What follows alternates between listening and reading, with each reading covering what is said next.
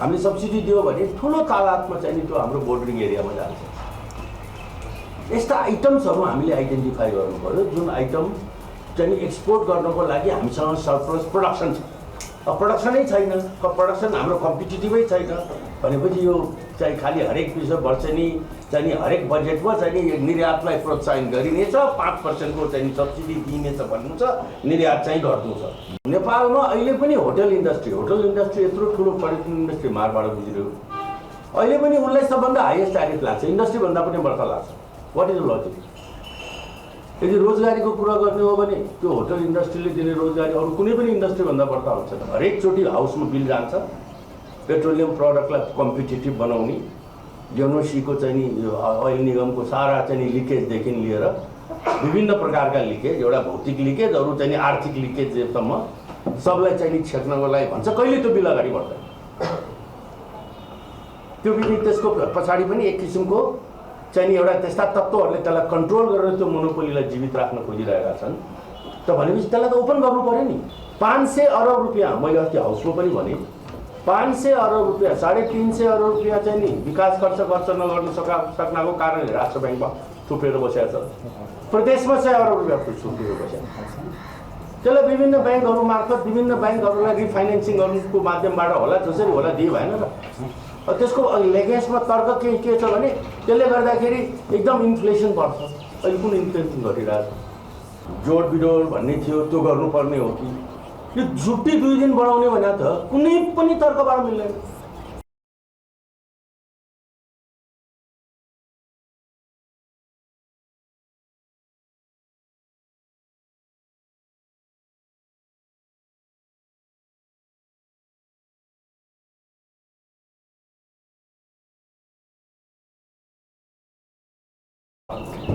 तयार गर्ने क्रममा जे जति चाहिँ इनपुट्सहरू प्राप्त भयो त्यो निकै हदसम्म चाहिँ सही ढङ्गबाट प्राप्त भएको जस्तो मैले देखेँ। त्यसको लागि पनि एउटा भेरी गुड बिगिनिङ हुन्छ। जेनरली चाहिँ नि हाम्रो कस्तो भने मोर प्रो अर्थ मन्त्रालय, मोर प्रो राजस्व, more pro control, more pro त्यस्तातिर त्यस्तो किसिमको टिल्ट, त्यो किसिमको मानसिकताबाट चाहिँ हाम्रो सिस्टमबाट जाने चाहिँ एउटा भनौँ न पृष्ठभूमिलाई अलिकति पछाडि छोडेर धेरै व्यावहारिक कुराहरू यसमा परेका छन्। तैपनि म केही कुराहरू चाहिँ थप्ने उपयुक्त देख्छु। अब यो निर्यात अहिलेको सबभन्दा ठुलो समस्या, अहिलेको नेपालको निर्यात र आयातको बिचको खाडल मैले धेरै दोहोऱ्याइरहनु परेन। अहिले भएका 2टा मेजर एक्सपोर्ट आइटम जे जति छन् 180 अरबको, त्यो पनि इम्पोर्टेड र मेटेरियलमा आधारित छ होइन। त्यो ओइल र त्यही त्यसपछि यार्ड स्थानीय हाम्रो चाहिँ नि र मेटेरियलमा आधारित। त भनेपछि स्थानीय र मेटेरियलमा आधारित एक्सपोर्ट्सलाई अत्याधिक रूपमा हामीले चाहिँ इन्टरनेसनल मार्केटमा कम्पिटिटिभ हुने वातावरण बनाउनु पर्यो। के छ भने हाम्रो सब्सिडी, एक्सपोर्ट सब्सिडी भनेर ऱ्यान्डमली अक्रस द बोर्ड दिने चलन छ, जुन कसैले लिनु पनि सक्दैन, त्यसको कुनै युटिलिटी पनि छैन। 3% अहिले सायद 5% के यस्तो छ। त्यसको सट्टा बरु ती आइटम्सहरू छनौट गर्नु पर्यो। उदाहरणको लागि म इक्जाम्पल दिन्छु। अब नेपाल सिमेन्टमा सरप्लस हो होइन, एक्ज्याक्टली डाटा हेर्दाखेरि पनि डबल हाम्रो चाहिँ अब 1 वर्षभित्रमा नेपालको प्रोडक्सन नेपालको रिक्वायरमेन्टभन्दा डबल हुन्छ। तर त्यो सिमेन्टलाई यदि 5-7% हामीले 7-8 कति पर्सेन्ट हुन्छ, त्यो त इन्डस्ट्रीसँग बसेर कुरा गर्नु पर्ला, हामीले सब्सिडी दियो भने ठुलो तादादमा चाहिँ त्यो हाम्रो बोर्डरिङ एरियामा जान्छ। यस्ता आइटम्सहरू हामीले आइडेन्टिफाई गर्नु पर्यो जुन आइटम चाहिँ एक्सपोर्ट गर्नको लागि हामीसँग सरप्लस प्रोडक्सन छ। अब प्रोडक्सनै छैन, प्रोडक्सन हाम्रो कम्पिटिटिभै छैन भनेपछि यो चाहिँ खालि हरेक वर्षेनी चाहिँ हरेक बजेटमा चाहिँ निर्यातलाई प्रोत्साहन गरिनेछ, 5% को चाहिँ सब्सिडी दिइनेछ भन्नु छ, निर्यात चाहिँ गर्नु छ नारा मात्रै, त्यसको कुनै अर्थ भएन। एउटा कुरा त्यसलाई केही हाम्रो नेपालमा सरप्लस इन्डस्ट्री भएको के हो, प्रडक्ट के हो, त्यो त उद्योग विभागले, उद्योग मन्त्रालयले डेटा दिन सक्छ, इन्डस्ट्रीले दिन सक्छ, छन् त्यस्ता आइटम छ है। एउटा नम्बर 2 पर्यटनको कुरा। यहाँ थुप्रो कुराहरू आएको छ। म एउटा चाहिँ कन्ट्राडिक्सन पर्यटनको बताउन चाहन्छु। हरेकचोटि हामी यहाँ कुरा गर्छौँ होटललाई लाग्ने विद्युत महसुल एकातिर हामीले 4.5 रुपियाँमा समेत इन्डियाको ओपन मार्केटमा पावर बेच्छौँ। यो साल 500 मेगावाटको पावर हाम्रो चाहिँ सिजनमा वेट सिजनमा हामीसँग सरप्लस हुन्छ भन्ने कुरा अस्ति भर्खरै पनि होइन कुलमानजीले नै भन्दै हुनुहुन्छ एउटा यस्तै छलफलको दौरानमा। त अर्कोतर्फ नेपालमा अहिले पनि होटल इन्डस्ट्री यत्रो ठुलो पर्यटन इन्डस्ट्री मारबाट गुज्रियो, अहिले पनि उसलाई सबभन्दा हाइएस्ट ट्यारिफ लाग्छ, इन्डस्ट्रीभन्दा पनि बढ्ता लाग्छ। What is the logic? यदि रोजगारीको कुरा गर्ने हो भने त्यो होटल इन्डस्ट्रीले दिने रोजगारी अरू कुनै पनि इन्डस्ट्रीभन्दा बढ्ता हुन्छ। सरदर एउटा गेस्ट होटलमा आएर बस्यो भने त्यसले 5वटा रोजगारी सृजना गर्छ भन्ने एउटा स्ट्यान्डर्ड नर्म छ कि डाइरेक्टली इन्डाइरेक्टली। होटलमा मात्र प्रत्यक्ष कामदारले काम गर्ने मात्र होइन नि त, होटलमा चाहिने विभिन्न कुराहरू सप्लायर होला, ट्याक्सी होला, गाडी होला, चाहिँ विभिन्न भनौँ न। त भन्दाखेरि त्यो यो कन्ट्राडिक्सनहरू यस्ता कन्ट्राडिक्सन्सहरूलाई एड्रेस गर्नु पऱ्यो कि जुन कि एकदम लो ह्याङ्गिङ फ्रुट्स भने जस्तो भोलि नै गर्न सकिन्छ नि। त्यो एनईले गर्नु पऱ्यो नि। एनईलाई त्यो कुराको तपाईँ मलाई तर्क दिनुहोस् न, किन तपाईँ चाहिँ एउटा खालि पर्यटन क्षेत्रलाई कुनै अब जमानामा 20 वर्ष 40 वर्ष अगाडि होटललाई लग्जरी इन्डस्ट्री मानेकोले गरेको अरे के हो? पर्यटन इन्डस्ट्री होटल इन्डस्ट्री भनेर लग्जरी इन्डस्ट्री हो, 1 स्टार पनि हुन्छ, होमस्टे पनि हुन्छ, हरेक किसिमको हुन्छ नि होइन। सेकेन्ड कुरो, थर्ड कुरो चाहिँ अब यो अहिलेको यो हरेकचोटि ग्यास यो फर्टिलाइजर इन्डस्ट्री नेपालमा पुर्नु पऱ्यो भनेर रोज आइरहेको छ। हरेक वर्षै पछि चाहिँ बजेटमा चाहिँ पैसा पनि विनियोजन गर्छ। हाउसमा पनि जहिले चाहिँ यो कृषि क्षेत्रमा हाहाकार भयो कि त फर्टिलाइजरको कुरा नउठाउने मान्छे छ। हामीले अहिलेसम्म नेपालमा कुन किसिमको फर्टिलाइजर इन्डस्ट्री स्थापित हुन सम्भव छ, सम्भाव्य छ, कुन छैन त्यति पनि भन्ने स्थितिमा छैनौँ। नेपालमा हुन सक्ने भनेको फर्टिलाइजर इन्डस्ट्री भनेको एउटै हो, ग्यास बेस्ड। त्यो ग्यास बेस्ड इन्डस्ट्रीको लागि बङ्गलादेशलाई हामीले पावर बेच्या जस्तै गरिकन उनीहरूसँग ग्यासको पाइपलाइनबाट ग्यास लिनु पऱ्यो। नेपालमा पावर फर्टिलाइजर बनाउनु पऱ्यो। यो भनेको त एउटा इन्टिग्रेटेड प्रोजेक्ट हो, एउटा कमन सेन्स हो होइन। कुन मन्त्रालयले हेरिरहेछ मलाई थाहा छैन, आपूर्तिले हेरिरहेछ कि उद्योगले हेरिरहेछ कि त्यसको कङ्क्रिट योजना चाहिँ फर्टिलाइजरको ल्याउनु पऱ्यो। हाम्रो अहिलेको चाहिँ के अरे यो भनौँ न त्यसले चाहिँ निश्चित समयभित्र हुनसक्छ, नहुन सक्ने होइन, तर के हुनसक्छ भन्ने कुराको बारेमा अलिकति त्यसमा सिरियसली अध्ययन गर्नु पऱ्यो, अध्ययन गरेर ल्याउनु पऱ्यो। कुनै गाह्रो काम पनि छैन। अर्को कुरो पेट्रोलियम हुन त अहिले आजकलका दिनमा म सुन्दैछु सकारात्मक रूपमा के बल्ल बल्ल हरेकचोटि हाउसमा बिल जान्छ पेट्रोलियम प्रडक्टलाई कम्पिटेटिभ बनाउने। एनओसीको चाहिँ यो ओइल निगमको सारा चाहिँ लिकेजदेखि लिएर विभिन्न प्रकारका लिकेज, एउटा भौतिक लिकेज, अरू चाहिँ आर्थिक लिकेजसम्म सबलाई चाहिँ छेक्नको लागि भन्छ। कहिले त्यो बिल अगाडि बढ्दैन। त्यो पनि त्यसको पछाडि पनि एक किसिमको चाहिँ एउटा त्यस्ता तत्त्वहरूले त्यसलाई कन्ट्रोल गरेर त्यो मोनोपोलीलाई जीवित राख्न खोजिरहेका छन्। त भनेपछि त्यसलाई त ओपन गर्नु पऱ्यो नि। कम्पिटिसन गरेपछि त सुविधा बढ्दो रहेछ, चिजको मोल तल घट्दो रहेछ भन्ने कुरा त टेलिकमले देखाइरहेछ नि, कम्युनिकेसनले देखाइरहेछ नि, पावरले हरेक सेक्टरले देखाइरहेछ नि होइन। त भन्दाखेरि त्यो त बजेटको एउटा निश्चित चाहिँ पोलिसीभित्र आउनु पऱ्यो। पेट्रोलियम प्रडक्टलाई अब चाहिँ यो खालि एउटा एनओसीको एकाधिकारभित्र राख्ने कुनै पनि औचित्य छैन है। अब जान्छु म क्यापिटल मार्केटतिर। क्यापिटल मार्केटको कुरा गर्दाखेरि अहिले पनि त्यही पुरानो सिमसिममा चाहिँ राजाको पालकको भने जस्तो हो, दुनियाँ कहाँको कहाँ इन्टिग्रेटेड भइसक्यो। आज हाम्रो क्यापिटल मार्केटमा इन्टरनेसनल इन्भेस्टमेन्टलाई why should not be promoting. एउटा निश्चित अवधिभित्रमा एक्जिटको यदि कुरा गर्ने हो भने होइन एकैचोटि ओभरनाइट ठुलो अमाउन्टको पैसा आउला, मार्केट एकै दिनमा एक्जिट गरिदिएर पुरा चाहिँ त्यो जर्ज सोरोसले गरेको जस्तो होला। अमेरिकाको सब प्राइम सबै चिजका निकाय उपाय समाधानहरू छन्। कुनै हामीले एक्सपेरिमेन्ट गरिराख्नु पर्दैन, त्यसका सेफगार्ड्सहरू पनि छन्। 31/3 क्यापिटल मार्केट डुब्यो अहिले र यसमा चाहिँ यो जुन 5-7वटा चाहिँ बिजनेस हाउसेस वा इन्भेस्टर्सको मात्रै पैसा डुबेको छ भन्ने यो मिथ हो। डुब्ने बेलामा त साधारण मान्छे मर्छन् त्यसमा। त भन्दाखेरि त्यो क्यापिटल मार्केटलाई कसरी अहिले हामीले फेरि रिभाइभ बनाएर भाइब्रेन्ट गर्ने। क्यापिटल मार्केटको भाइब्रेन्सी भनेको त इकोनोमीको मिरर हो। जुन दिन राम्रो मान्छे चाहिँ को सरकार बन्यो, एउटा राम्रो सरकार आयो भन्ने बित्तिकै इन्डेक्स माथि जान्छ। A index has gone so much high भन्ने बित्तिकै ए यो सरकार पपुलर सरकार आएछ है भनेर मान्छेको इन्भेस्टर्सको मनमा कन्फिडेन्स आएको हो नि। त्यो क्यापिटल मार्केटको लाई अहिले हाम्रो वर्तमान पोलिसी भनेको जसरी हुन्छ त्यसलाई डिप्रेस गर्नुपर्छ भन्ने पोलिसी छ। लेन्डिङमा चाहिँ त्यो समातेर राखेको छ होइन, त्यसमा बाहिरकोलाई इन्भेस्ट गर्न दिएको छैन क्यापिटलमा। म्युचुअल फन्ड्सहरूले चाहिँ नि विभिन्न चाहिँ यहाँ भएका इन्भेस्टमेन्ट ब्याङ्कर्सहरूले म्युचुअल फन्डको लागि लाइसेन्सहरू अप्लाई गर्छन्, लाइन लगाएर बसेको छ, स्वीकृति दिँदैन। त्यही भन्दाखेरि रेगुलेटरी नन रेगुलेटरी आर्टिफिसियल विभिन्न प्रकारका अवरोधहरूलाई हटाउनु पऱ्यो कि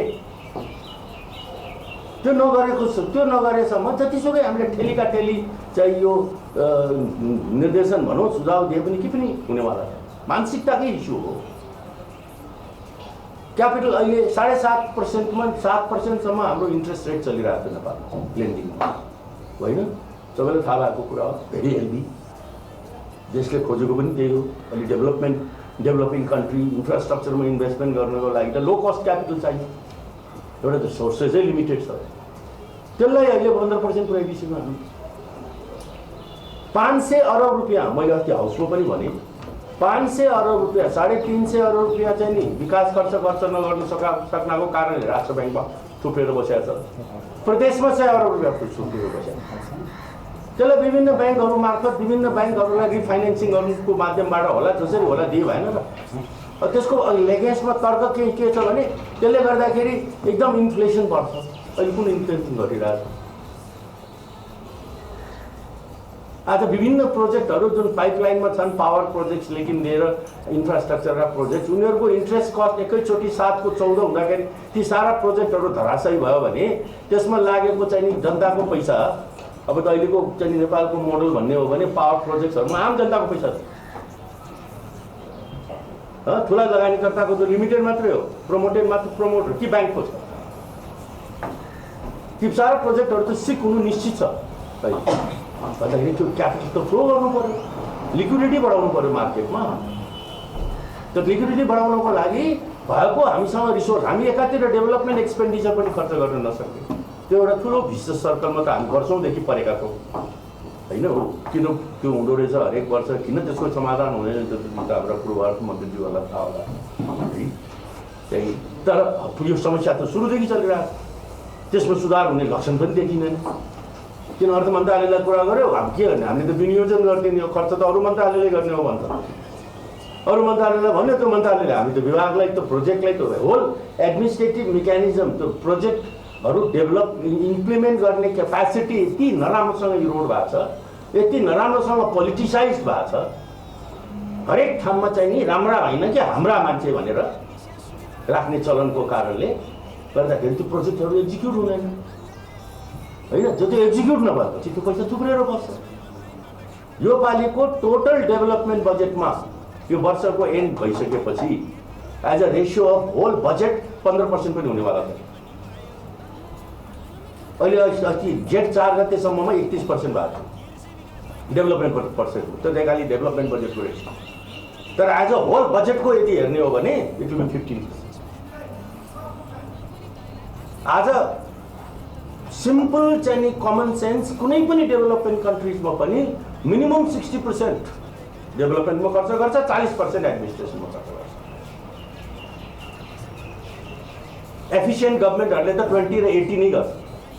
हजुर स्केल अप हामीसँग क्यापिटलको कमी होइन, लिक्विडिटीको कमी होइन, अनयुटिलाइज्ड क्यापिटल चाहिँ डेभलपमेन्टमा विनियोजन गरेको थुप्रो छ। भन्दाखेरि त्यसको जसरी बजेटको सिलिङ तोक्ने तरिका छ नि पार्लियामेन्टले होइन, हाम्रो त त्यस्तै गरिकन डेभलपमेन्ट भर्सेस एडमिनिस्ट्रेटिभ बजेटको पनि सिलिङ तोक्नु पर्यो कि।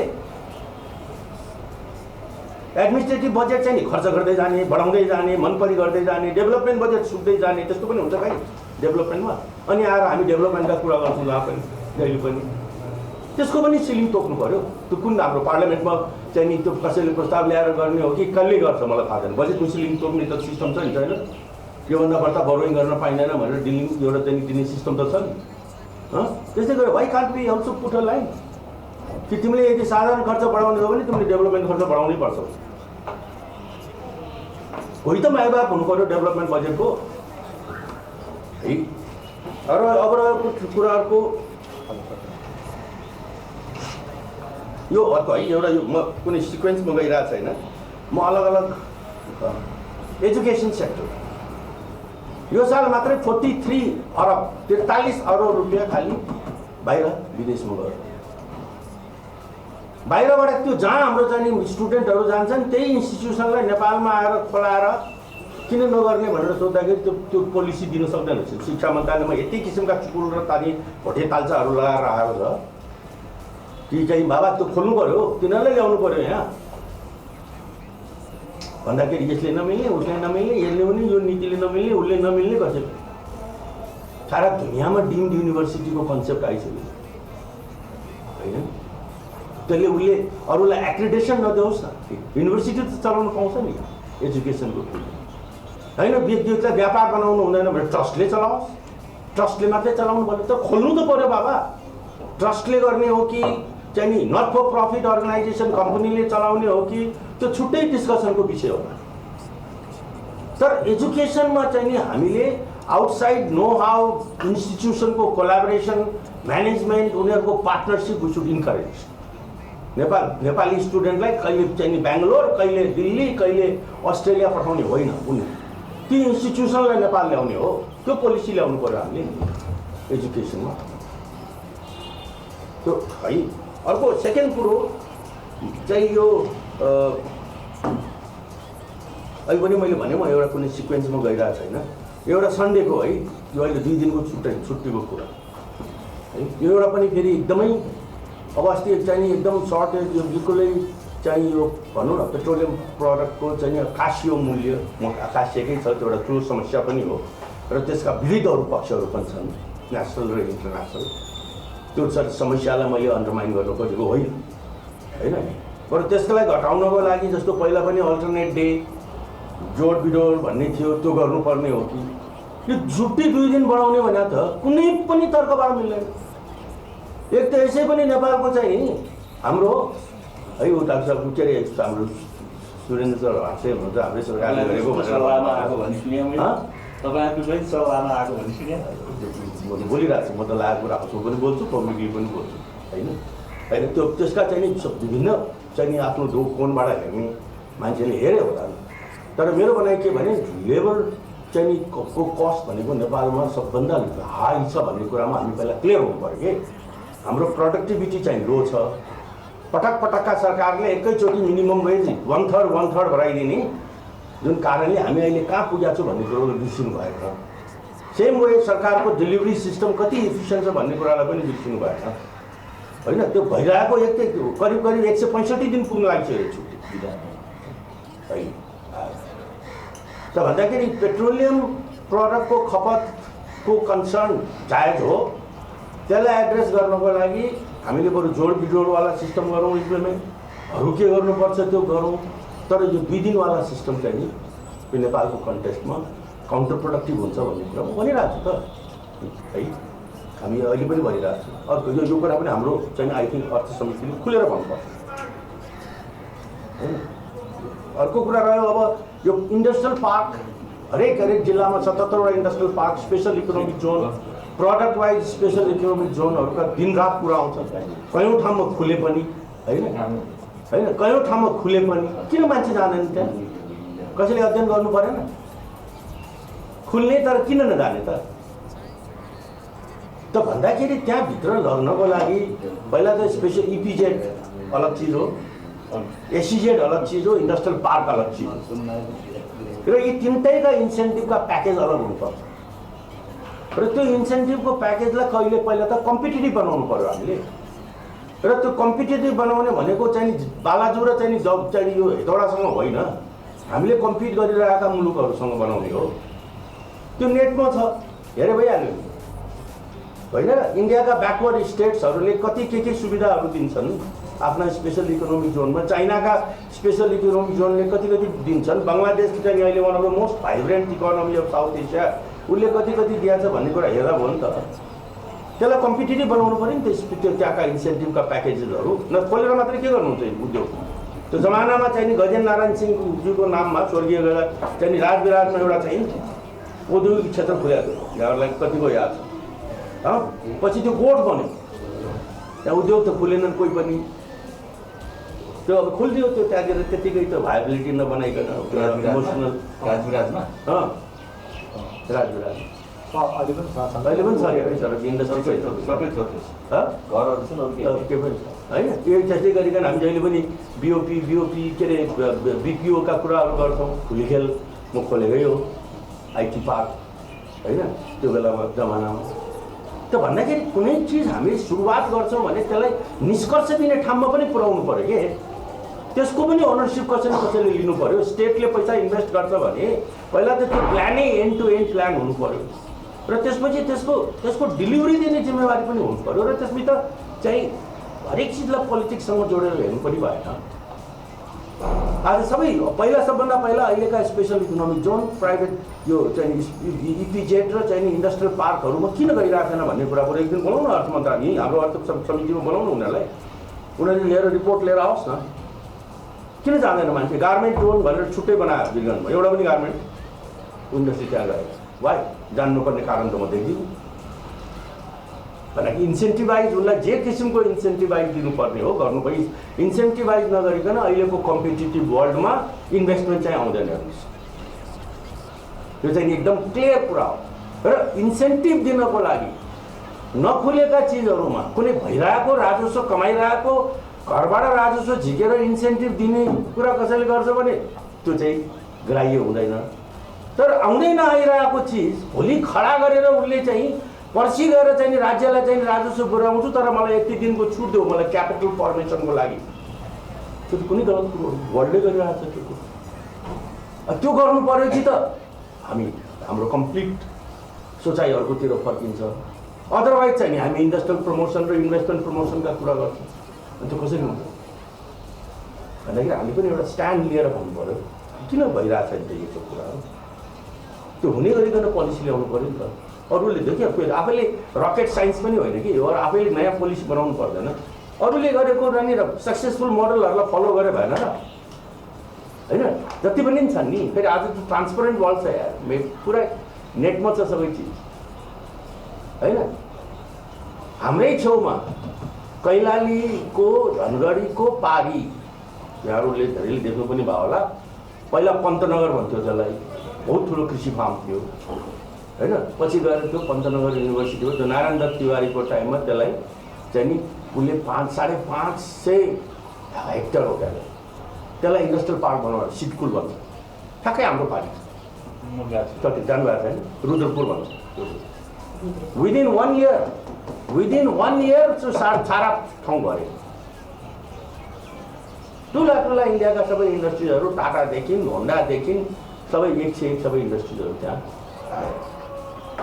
किन गए भन्दाखेरि उनीहरूले त्यसलाई यति एट्र्याक्टिभ बनाएर कि त्यहाँ जानुभन्दा अरू ठाउँबाट भन्दा त्यहाँ जानु भने मोर कम्पेरिटिभली बेटर। उनीहरूको त स्टेटको बिचमा कम्पिटिसन हुन्छ होइन। वेस्ट बेङ्गालमा चाहिँ नि ममता गभर्मेन्टले टाटाको त्यो न्यानो इन्डस्ट्रिजलाई अलिकति डिस्करेज के गरेको थियो, गुजरातमा तुरन्त ल्याएर रेड कार्पेट उठाएर त्यो कारखाना त्यहाँ सर्यो।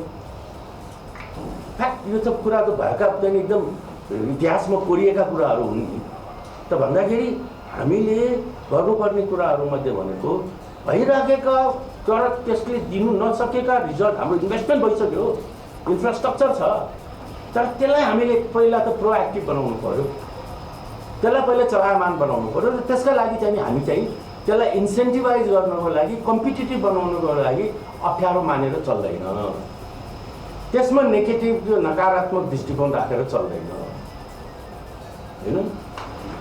मेरो भनाइ अर्को कुरो चाहिँ आउटुने होला किनभने हामी फेरि 4 बजी छ हुन्छ उहाँ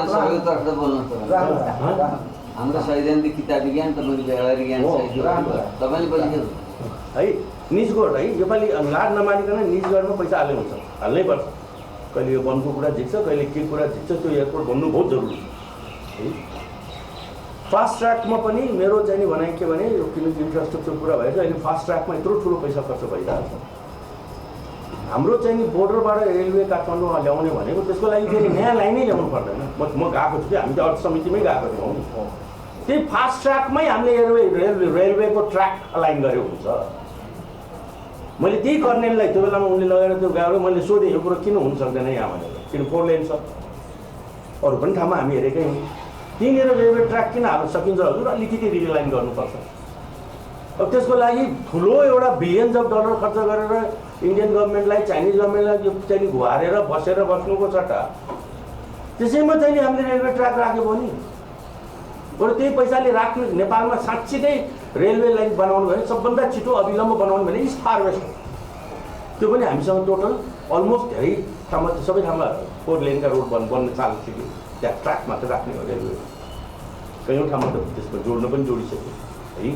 यी प्रोजेक्ट्सहरू कि फार रिचिङ प्रोजेक्ट्सहरू हुन्छन् कि अलिकति। अच्छा, अब रह्यो हामी जहिले पनि युथको कुरा गर्छौँ, यो अनइम्प्लोइमेन्टको कुरा गर्छौँ र ज्यादै ठुलो देशको चाहिँ समस्या पनि हो। 5 लाख चाहिँ युवा एभ्री इयर बजारमा आउँछन्, 50,000 भन्दा बढ्ता कुनै युवाले चाहिँ के अरे हामीले रोजगारी दिन सक्दैनौँ, प्राइभेट सेक्टरले पनि गभर्मेन्टले पनि। ती 4.5 लाख मान्छे कि त गोरखपुरको बाटो कि त्रिभुवनेश्वरको बाटो, यो ताल कति दिन चल्छ? यिनीहरूलाई चाहिँ स्टार्टअप दिनु पऱ्यो, सिड क्यापिटल दिनु पऱ्यो, ट्रेनिङ दिनु पऱ्यो, विभिन्न किसिमको काम गर्नु पऱ्यो भनेर पटक पटक विभिन्न किसिमका 7वटा योजना छन्। डाक्टर साहबको पालोमा पनि सुरु गर्नु हो, स्वरोजगारदेखि लिएर सिड क्यापिटलदेखि लिएर अहिले 7वटा योजना छन् अलग अलग ठाउँमा। कुनै प्लानिङ कमिसनमा छ, कुनै चाहिँ नि श्रम मन्त्रालयमा छ, कुनै काहीँ छ, कुनै काहीँ छ, सब पैसा अड्केर हुन्छ। त्यसको बेनिफिसियरी कतिजना भए भन्ने कुराको लेखाजोखा एकचोटि सबै 7वटा ती निकायलाई हिसाब ल्याएर बुझाउन भनेर सोध्नु त पर्यो कसैले। 7 लाख मान्छेलाई चाहिँ रोजगारी दिने मिनिमम एक्स कति नम्बर डेज हो भन्ने पोलिसी आयो विगत गभर्मेन्टबाट। जम्मा 11 दिन 70,000 मान्छेले पाए। ती 70,000 पनि को थियो होला हामी अनुमान लगाउन सक्छौँ। त्यसले बेरोजगारको समस्या कति समाधान भयो भन्ने कुरा छर्लङ्गै छ। त कमसेकम यी छरिएर बसेका श्रम मन्त्रालय अन्तर्गत होला, प्लानिङ अन्तर्गत होला, विभिन्न ठाउँमा भएकोलाई एक ठाउँमा जोड्नु पऱ्यो नि। जोडेर एउटा यो त बाबा अहिलेको सबभन्दा ठुलो नेसनल प्रायोरिटी हो। यसको लागि त एउटा स्पेसल हाइएस्ट लेभलको चाहिँ नि यो विभिन्न किसिमका आयोगभन्दा पनि ठुलो आयोग बनाएर चाहिँ नि सबभन्दा इम्पावर्ड चाहिँ प्राइम मिनिस्टरकै अफिसमा त्यही लेभलको मान्छे राखेर यसलाई सबैलाई लिएर घर घरमा टोलमा चाहिँ नि मान्छेलाई चाहिँ यो क्यापिटल ट्रेनिङ एन्टरप्रेन्योरियल चाहिँ यो अपलिफ्टमेन्टको लागि चाहिँ हामीले रिसोर्स चाहिँ मोबिलाइज गर्नुपर्ने बेला छ अहिले बेला, र त्यो गर्न सकिन्छ। अहिलेको युवा त्यति गए गुज्रेको छैन, हातमा उसको मोबाइल छ, दुनियाँमा के भइरहेछ उसले पनि हेरेर बसिरहेछ। हामी पनि जिल्ला गाउँ पाहाड घुम्दाखेरि देख्छौँ त्यस्ता मान्छेहरू, तर पाउँदैन उनीहरू। अब त्यो उसले स्वरोजगार भन्ने योजनामा ठुलो पैसा दियो, अब उसले एउटा न एउटा सहकारीलाई जोड्नु पर्छ अरे। सहकारी सबै पार्टीका नाममा वाचानी बाँडिएका छन्, किन चाहियो सहकारी? ब्याङ्कहरूलाई जोडे भएन, फाइनेन्सियल इन्स्टिट्युसनलाई जोडे भएन, त्यो च्यानलाइज गर्नको लागि सहकारी नै चाहिन्छ अरे होइन। सबैलाई थाहा छ सहकारीको पृष्ठभूमि भन्दाखेरि यो एउटा मेजर इस्यु हो।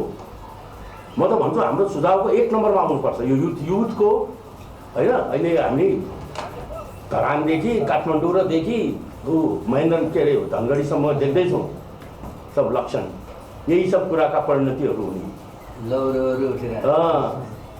त्यसैले त्यसलाई चाहिँ यदि उनको एस्पिरेसनलाई थाम्ने हो भने हामी जाग्नु पर्यो, हामी उभिनु पर्यो। र पैसाको कमी छैन। वर्ल्ड ब्याङ्कले मात्र श्रमलाई $20 मिलियन दिएको छ यही कामको लागि। प्लानिङ कमिसनलाई 50 करोड रुपियाँ दिएको छ प्राइभेट इक्विटी दिने भनेर स्टार्टअपलाई। स्वरोजगार चाहिँ कोषसँग दुनियाँभरको पैसा छ, सब फ्रिज भएर बसेको छ ठाउँ जिल्ला अर्गनाइजेसन छ होइन। हामीले त त्यो गरिखाने अभियानको सन्दर्भमा यो सबै कुरा डेप्थमा अध्ययन गरेका छौँ होइन, त्यससँग कसरी लिङ्क गर्न सकिन्छ भनेर। So that is very important है। अर्को मेरो चाहिँ एउटा कुरा, अहिले मास्टर प्लान टुरिज्मको बनाउने हो भने बनाउने भनेको नेपाल र चाइना र इन्डियाबाट 50 लाख टुरिस्ट कसरी ल्याउने? अरू लामो दायाँ बायाँ 50 ठाउँमा हाम्रो रिसोर्सेसहरू खर्चै गर्नु पर्दैन। यो भने लो ह्याङ्गिङ फ्रुट हो, इजिली आउँछ। कनेक्टिभिटी छ, फ्लाइट छ, हरेक चिज छ, नेपालमा इन्फ्रास्ट्रक्चर छैन, त्यति होटल छैन, एयरपोर्ट छैन, त्यो पनि चिन्ता गर्नु परेन। पोखरा पनि खुल्दैछ, भैरवा पनि खुलिसक्यो होइन। र 50 लाख टुरिस्ट इन्डिया र त्यो 2 ठाउँबाट ल्यायो भने त्यसैले बेरोजगारीको समस्या समाधान गर्ने। किन सरदार एउटा टुरिस्टले 5 जनालाई इम्प्लोइमेन्ट दिन्छ भन्ने एउटा यो सबैले मानेको एउटा इन्डस्ट्रीको एउटा के रुल अफ द थम छ कि, र यो हुनसक्छ। र रोज नयाँ नयाँ डेस्टिनेसन्सहरू खुल्दैछ। अर्को कुरो चाहिँ नि मैले यो एक्साइजको यहाँ भनि नै सक्नु भएको रहेछ। एक्साइज ट्याक्स भने त रिग्रेसिभ ट्याक्स हो। आफूले चाहिँ नि त्यो प्रोडक्सनलाई डिस्करेज गर्नको लागि लगाइने ट्याक्स हो। सुरोट, मदिरा, हाम्रो नेपालमा फुडदेखि लिएर हरेक औषधि उद्योगमा पनि छ कि थाहा छैन। एक्साइजको लिस्ट हर दिन थपिँदैछ, हर दिन लामो हुँदैछ। ट्याक्सै लिनु छ, अरू ट्याक्स लगाऊ यार। तर दुनियाँको नियम विपरीत एउटा सिद्धान्त विपरीत त गर्नु त राम्रो भएन नि। त्यसमा लेख्नु भएको रहेछ। इट्स भेरी गुड वेलकम चाहिँ नि स्टेप है। त्यो चाहिँ नि एकदम जुन प्रोडक्सनलाई रिग्रेस गर्ने चाहिँ कन्ट्रोल गर्ने हो, डिस्करेज गर्ने हो, त्यसमा बाहेक एक्साइज लाग्नु हुँदैन। बरु भ्याट थप्नुहोस् न, भन्सार थप्नुहोस् न। र अर्को कुरो म फेरि इन्डस्ट्री, नेपालको इन्डस्ट्री कहिले पनि चाहिँ नि यो के भने नेपालको ट्याक्सको ट्याक्स इन्क्रिज होस्, ट्याक्सको नेट बढोस्, ट्याक्स चाहिँ मोर चाहिँ नि आओस् भन्ने कुराको खिलाफ छैन प्राइभेट सेक्टर। तर त्यो वाइडर होस् भन्ने चाहिँ नि उनीहरू बनायो। हिँड्ने गोरुको मात्रै पुच्छर निपट्नु भएन भन्ने माध्यममा मात्रै बनायो। र त्यो भने उसलाई सर्भाइभ हुन दिनु पर्यो। इन्डिया र चाइना जस्ता 2टा फ्याक्ट्रिज अफ द वर्ल्डको बिचमा बसेर उद्योग चलाउनु पर्ने इन्डस्ट्रीलाई 2टै त फ्याक्ट्री अफ द वर्ल्ड हुन् नि, उनीहरूको र मेटेरियल र फिनिस गुड्सकोमा सेम ट्याक्स लगाइदिएपछि त्यो चाहिँ नि चल्न सक्छ। नेपालको चाहिँ नि इन्डस्ट्रीको र मेटेरियलको ड्युटी घटाउनु पर्दैन। त्यही माल बाहिरबाट आउँछ भने त्यसको ड्युटी मात्रै बढाउनुहोस् न। अब विभिन्न पोलिटिकल चाहिँ नि र बाइल्याटरल र चाहिँ एकदम डिप्लोमेटिक कुरा गरेर ड्युटी बढाउनु त मिल्दैन भन्ने, अनि इन्डस्ट्री सुक्दै जाने, अनि इम्पोर्ट बढ्दै जाने, अनि त्यसपछि गएर चाहिँ नि एकदम ठुलो ब्यालेन्स अफ पेमेन्टको प्रब्लम भयो। अब ऱ्यान्डमली यो उद्योग बन्द गर, यो इम्पोर्ट बन्द गर, यो बन्द गर, अहिले भइरहेको होइन। त्यसलाई त कुनै पनि रणनीतिक हिसाबले डाक्टर हेर्नु आउँथ्यो, तपाईँहरूको पावर पनि यस्तै थियो। सबैको बेलामा यस्तै हो। यी सब कुराहरू पनि नयाँ आइरहेको छ। मेरो हाम्रो अननेसेस एउटा क्रिटिकली डिपार्चर गर्नुपर्ने भइसक्यो कि तपाईँ हामी जस्ता मान्छे सबैजना एउटा ठाउँमा पर्छ। एउटा कुनै पार्टीगत इस्यु पनि होइन, हाम्रो संस्कारै भइसक्यो। यी त्यसैले मेरो भनाइ मतलब के भने यसलाई पनि हामीले एड्रेस गर्नु पर्यो। र मेटेरियल भनेर लेख्नु भएको छ, very good, it's a welcome step होइन। मिनिमम 2 थर्ड 3 थर्ड कम्प्लिट गर्नु पर्यो। नेपालको cost of production is about 30% higher because of capital, because of labour, because of power र बिकज अफ कनेक्टिभिटी। कृषि क्षेत्र त ल म च्यालेन्ज गरेर भन्छु 25-30% चाहिँ नि त्यसमा कृषि सेक्टरलाई चाहे फर्टिलाइजरको माध्यमबाट, चाहे प्राइस सपोर्ट प्राइसको माध्यमबाट, चाहे ट्रान्सपोर्टेसन कस्टको माध्यमबाट नदिएसम्म कहिले पनि कम्पिटिटिभ हुँदैन। यहाँ फलदेखि फलफुलसम्म र अन्नसम्म आउने काम जारी नै रहन्छ। हामीले त हेरिरहेको छौँ। हामीले बिउ बाँडेर आलु उत्पादन गर्न खोज्दाखेरि हाम्रो नवलपरासीको होप्से कोर्टमा होइन हाम्रो कस्ट जहिले पनि 20% 25% हाई। इन्दोरबाट ल्याएको आलु केही बजारमा 20% सस्तो पाइन्छ। मानिलिनु तपाईँ खालि राजनीति गर्नुहोस्, त्यो आलु चाहिँ बिउ बाँड्नुहोस्, 20% बढ्दा तिरेर किन्नुहोस्, अनि हामीलाई उद्योगमा पछि प्रफिट नखोज्नुहोस् भनेर मलाई भित्रै त्यो हालत छ। लसुन बाहिरबाट आउँछ, प्याज बाहिरबाट आउँछ। त्यो त हामीले रेकगनाइज गर्नु पऱ्यो नि। 30% हाम्रो कस्ट हाई छ भने 30% चाहिँ त्यो फार्मरको खल्तीमा पुग्नु पऱ्यो पैसा कुनै न कुनै माध्यमबाट होइन। त्यो कनिका छराई गरेर यसो गरेर केही त्यो समस्याको समाधान हुनेवाला छैन। बरु चावडा क्रपलाई दिनुहोस् न, चावडा आइटमलाई दिनुहोस्, तरकारीलाई दिने भए खालि तरकारीलाई दिनुहोस् न, फलफुललाई दिने भए फलफुललाई दिनुहोस् न। र त्यसको प्राइसको कम्पेरिजन र कस्ट अफ प्रोडक्सनको कम्पेरिजन, एक त size of the land is small, त्यो झन्झन सानो हुँदैछ। कति त्यहाँदेखि त्यो खण्डीकरणदेखि लिएर त्यो त्यसका कुराहरू आयो होइन। कतिवटा स्टडीहरू भने ती सब थन्केर बजार कहाँ भएको छ है। अर्को कुरा चाहिँ नि अब यो अहिले पनि विभिन्न सेक्टरको विभिन्न इन्डस्ट्रिजहरूको चाहिँ जसले चाहिँ नि त्यसलाई लिकेज गर्ने ती काम चाहिँ जायज छ। त्यसलाई चाहिँ नि हेर्ने निकायहरूलाई टाइटन गर्नु पऱ्यो, टेक्नोलोजीमा ल्याउनु पऱ्यो, भन्सार डबल हुन्छ यो देशको भन्सार। म दुईवटा पूर्व अर्थमन्त्रीज्यूको अगाडि के लिकेजको कुरा गर्नु? कस्टम लिकेज, एक्साइज लिकेज, प्रोडक्सनको लिकेज, आफ्नो एरियामा टेरिटरीमा त्यो विभिन्न किसिमको बल त्यो गएर कम्प्लेन गर्नु हो भने झन् पैसा खाने बाटो देखाइरहेको हुन्छ। आज कस्टम ड्युटीहरू होइन, कस्टम ड्युटीहरू डबल हुनसक्छ। त्यसलाई खालि टेक्नोलोजिकली जोड्नु पऱ्यो। हाम्रो यो जति आइसिटी बढ्यो नि, मैले सुनेको है आधिकारिक स्रोतबाट कि उनीहरूले यो इन्डियनहरूले त्यो त्यहाँबाट एक्सपोर्ट हुँदाखेरि त्यसको त्यहाँको एक्सपोर्ट प्राइस, सोर्सको प्राइस पनि हामी यसमा तिमीहरूको कस्टम पोइन्टमा देखिने सिस्टम हामी बनाइदिन्छौँ भनेर उनीहरूले अफर गरे।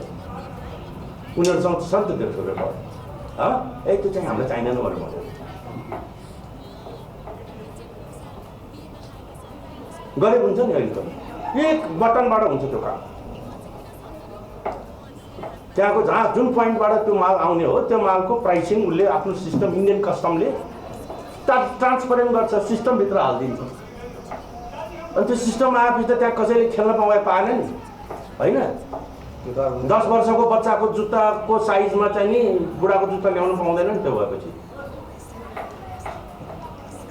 किन चिज पनि कम्प्लिकेटेड छ, सबैको इन्टिग्रिटीकै मात्र कुरा पनि छैन। त त्यसलाई टेक्नोलोजी छ अहिले एभाइलेबल छ, त्यसलाई जोड्नु पऱ्यो नि कस्टमसँग होइन। एक्सपोर्टिङ मुलुकहरूको त छ नि त रेकर्डिङ, एक्सपोर्टिङ मुलुकको लिङ्कसँग उसँग हाम्रो कस्टमको लिङ्क हुनु पऱ्यो होइन। त्यो इम्पोर्टर चाहे त्यो जोसुकै इम्पोर्टरको बिल मान्ने होइन, त्यो सोर्सको बिल मान्ने हो हामीले, त्यो कन्ट्रीको कस्टम पोइन्टको बिल मान्ने हो हामीले, त्यसको इन्भोइसिङ मान्ने हो है।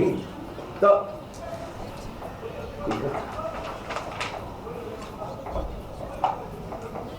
अब यसमा पनि फेरि 10 दिनहरूको बिदा आन्तरिक टुरिज्म बढाउने भनेर लेखाएको छ।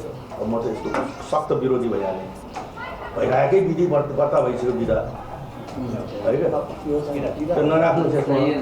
त्यो कुनै एक जमानामा कुनै बेलामा रेलेभेन्ट थियो, कोभिडको बेलामा बाहिर विदेशी नआएको हुनाले कर्मचारी भए पनि गएर बस्दियोस्, बरु सरकारले पैसा दियोस् भन्ने आजको दिनमा चाहिँ नि यो द्याट इज नट नि कुनै हिसाबले पनि लजिकल छैन है। र अर्को एउटा पनि देखेँ यहाँ आर्थिक कूटनीतिका लागि हाम्रा कूटनीतिक नियोगहरूलाई प्रयोग गर्ने भयो। त्यसको लागि बजेट दिनु पऱ्यो भने बजेट त दिने, तर बजेट दिएपछि देशले के पाउने भन्ने कुराको पहिला टिओआर हुनु पऱ्यो। उनीहरूले के डेभलपमेन्टहरू गर्छन्, त्यहाँका अपर्च्युनिटिजहरू के हुन्, कसरी उनीहरूले यतिको हामीलाई इन्भेस्टमेन्ट ल्याइदियोस्, यतिको हामीलाई चाहिँ नि टुरिस्ट ल्याइदियोस्, यतिको हामीलाई यो ल्याइदियोस्, त्यति ल्यायो भने यति बजेट दिन्छु भन्ने कुराको एउटा मापदण्ड हुनु पऱ्यो, टार्गेट हुनु पऱ्यो।